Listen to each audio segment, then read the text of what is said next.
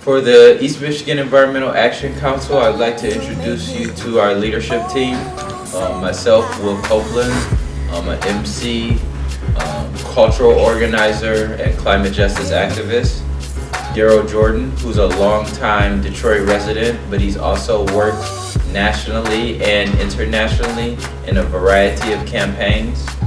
Sawatu Salama Ra, who comes to our activism from years in youth activism, and she is a very talented youth activist, youth organizer in Detroit.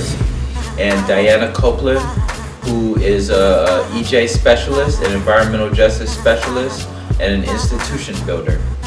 The four of us make up a dynamic, innovative, intergenerational team that's working together for EMEAC. We bring together both the Black and Native community. One of our major successes was the Our Power campaign last summer of 2014, in which we worked with the National Climate Justice Alliance to host youth-focused events focusing on developing the next generation of leaders in the climate justice movements. We made a major success in adding to the community resilience by working with the People's Water Board, We the People of Detroit, and other groups in Detroit to build a water station in Northwest Detroit so that those who were subject to home water shutoffs would have a locally community-based place that they could go to in order to receive water supplies. This model of community resilience is very important for us, and so we're looking to keep that moving in 2015. We're going to work with the Word and World Conference that looks at culture, spirituality, and movement building, and look to do more community-based projects this summer and beyond. There's a couple ways that we present innovative and impactful approaches. First, we're an eco-feminist organization that for the last 7 years has made major impacts in Detroit in uplifting the women of leadership in the EJ movement, the food justice movement, and other movements of Detroit.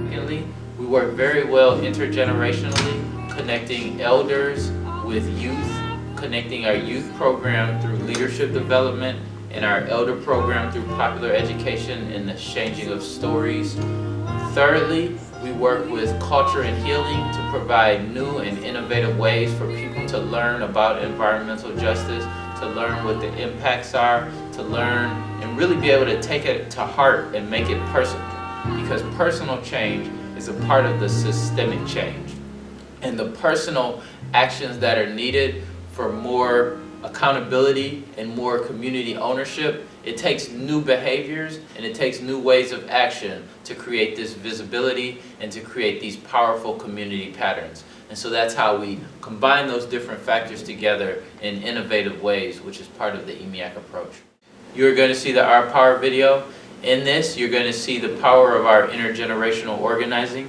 You're going to see the power of our cultural organizing, and you're going to see how we build community resistance in conjunction with the water movement of Detroit. Outrageous. In a country which has its own deficit, has the nerve to be pointing fingers at a city, Communities have already been hit by environmental injustices and climate change.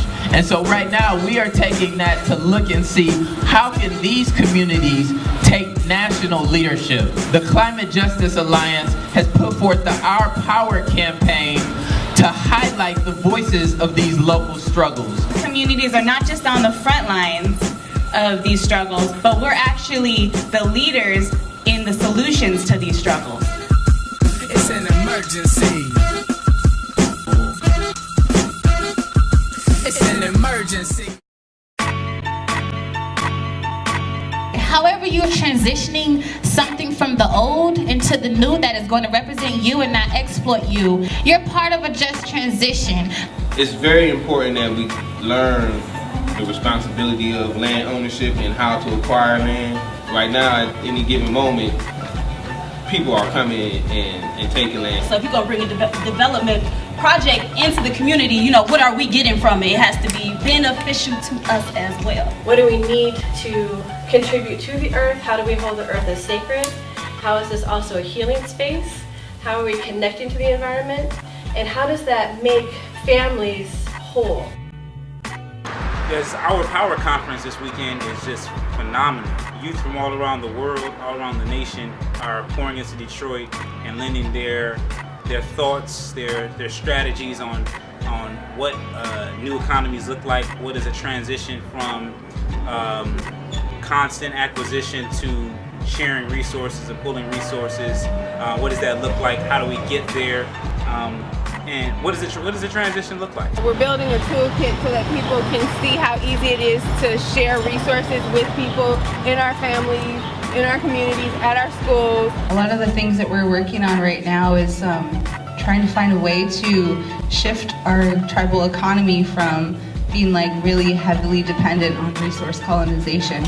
And one of the things that we're really focusing on is transitioning Navajo generating station to solar. A thing called a can wall, and they're repurposing things like old used spray cans to build like a can wall. So in turn, that could be like a piece of art. Even though emergency management might not be doing what they're supposed to be doing, we're trying to ensure that everyone at least knows what to do, where to go, and like they're knowledgeable on their own. Going to the local public schools and kind of do disaster preparedness workshops with them. Something we're trying to just promote resilience across the community. Chevron is one of our biggest problems. Obviously, time they have a really like nasty history of like kind of invading local politics.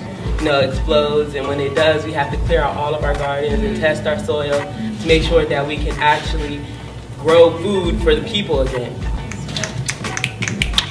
Reclaiming the ability to meet our own needs from communities and not from corporations, not from government, but from ourselves. And I guess that's what our power means to me as well.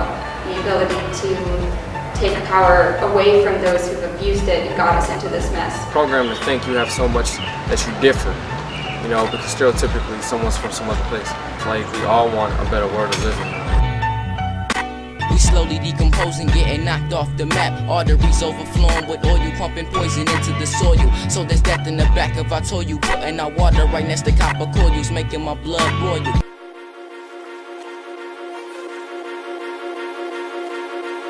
Water power swallowing water bottles, don't bother with it. Politicians, politics, flowing like it's bottomless. Started it and finished it. Water needed to swim in it, more valuable than oil. Be careful, homie, you spilling it. Water power swallowing water bottles, don't bother with it. Politicians, politics, flowing like it's bottomless. Started it and finished it. Water needed to swim in it, more valuable than oil. Be careful, homie, you spilling it. A couple of months ago, the water department notified the residents that they will be turning off the water of 130,000 residents across the city. In all actuality, they're talking about cutting off the water to half of the population of the city of Detroit. Water has been taken from them to disrupt, to completely rip them from their families. Child Protective Services can come in and then take the children from the family. And that's why we have these young faces coming out and sharing the information. What happened here today is just incredible. There was about 100 young people from all over the country that converged on Detroit with so much love and so much desire to really want to be a part of making an impact in deterring the damage that's being done by water shutoffs. And they were able to take a dilapidated community center and breathe life back into it.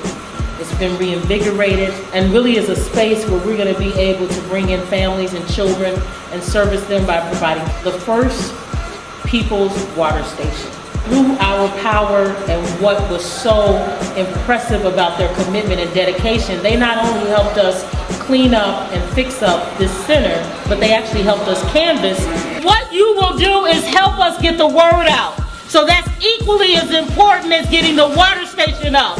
It does no good to get a water station up and the community has no idea it's here. You are in a beloved community, you are a part of that beloved community, and you are what is going to change not only Detroit, not only Michigan, not only this country, but this world. People got back to the facility and came and wanted assistance and was seeking water before we could even get back from canvassing. Whose power is our power. Be careful, homie, you spilling it.